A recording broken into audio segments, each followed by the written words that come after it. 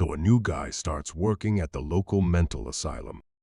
After giving him some general indications, the director tells him to ask any question he may have. Yes, director, I have one. How do we know if a patient is cured and ready to leave the asylum? Well, says the director, once per year, we gather some of them and ask them a question.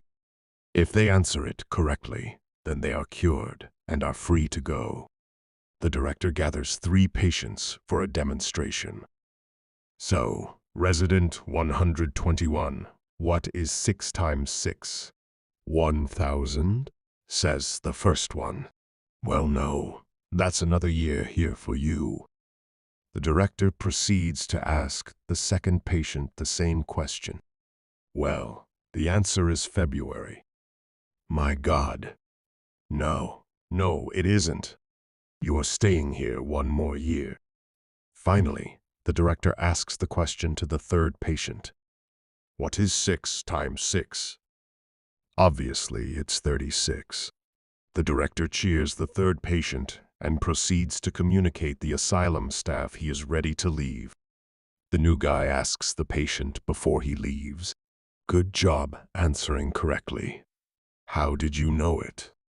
Well, it was easy. I divided 1,000 by February. So on a bustling highway, a woman was cruising along at a brisk 75 miles per hour. To her surprise, a vigilant motorcycle policeman appeared in her rearview mirror, seemingly tailing her with an air of authority. Rather than heeding the unwelcome presence, she decided to defy the odds and floored the accelerator, the wind whipping through her hair as her speedometer climbed.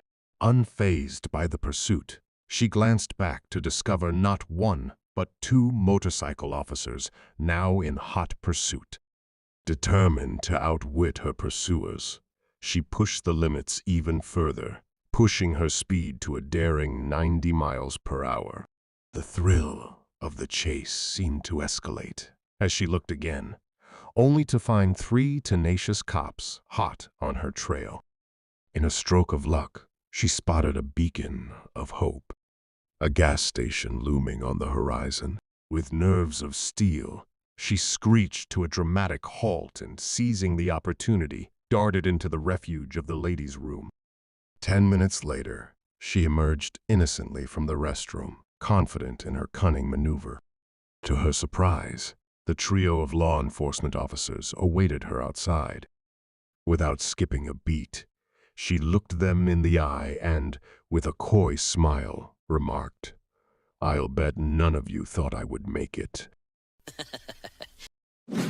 So 3 men, lost in a dense forest, were captured by a tribe of cannibals. The cannibal king offered them a chance to live if they could pass a grueling trial.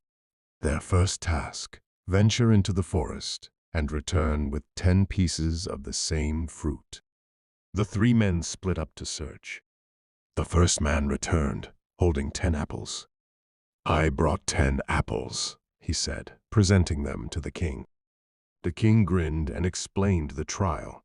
You must insert all 10 fruits into your backside without showing any expression on your face. If you flinch or grimace, you'll be eaten. The first apple went in, but on the second, the man winced in pain. The cannibals swiftly killed him. The second man arrived, proudly displaying 10 small berries. When the king explained the trial, he smirked, thinking it would be easy. He began, 1, 2, 3, 4, 5, 6, 7, 8, but on the 9th berry, he burst into uncontrollable laughter and was promptly killed. In heaven, the first man met the second and asked, "Why did you laugh?" "You were so close to making it." The second man, still chuckling, replied, "I couldn't help it. I saw the third guy coming back with pineapples." So a police officer spots a car swerving erratically across the highway lanes and flips on his sirens. He pulls the driver over and strides to the window, his flashlight cutting through the dusk. Leaning in, he says, "Sir, please blow into this breathalyzer." The driver, a wiry man with a nervous grin, shakes his head. "Can't, officer. I'm asthmatic. It'll trigger a bad attack." The officer raises an eyebrow, unfazed. "All right, then we'll need a blood sample at the station." The driver's grin fades, and he rubs his neck. "Sorry, can't do that either. I'm a hemophiliac. I'd bleed out." Growing impatient, the officer adjusts his stance. "Fine. How about a urine sample?" The driver sighs dramatically, slumping back in his seat. "Nope. Diabetic here. That'll mess with my blood sugar."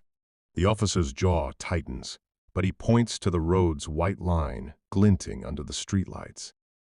"Okay, step out and walk this line."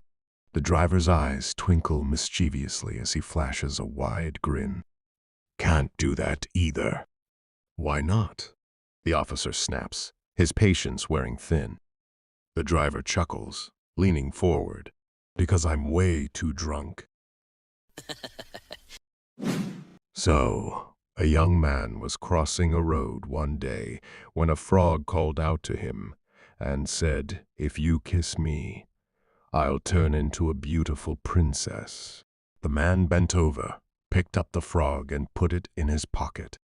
The frog spoke up again and said, "If you kiss me and turn me back into a beautiful princess, I will stay with you for 1 week." The young man took the frog out of his pocket, smiled at it, and returned it to the pocket. The frog then cried out, "If you kiss me and turn me back into a princess, I'll stay with you for 1 week and do anything you want." Again, the young man took the frog out, smiled at it, and put it back into his pocket.